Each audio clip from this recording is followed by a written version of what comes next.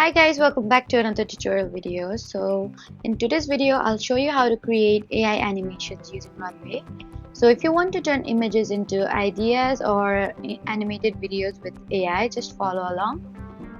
First, download the Runway app and open the Runway app on your phone.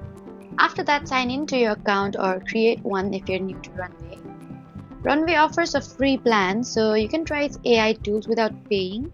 Just keep in mind that free accounts come with limited credits and some features may require a subscription.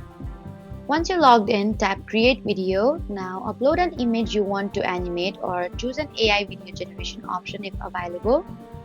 Next, enter a prompt describing how you want the image to move.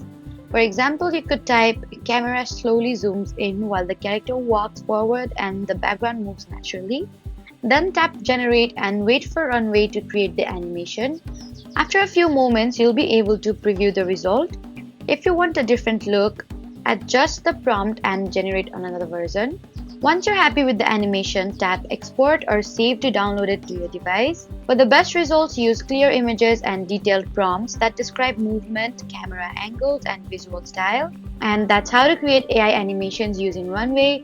Don't forget to like, comment, and subscribe for more helpful tutorials. Thank you for watching.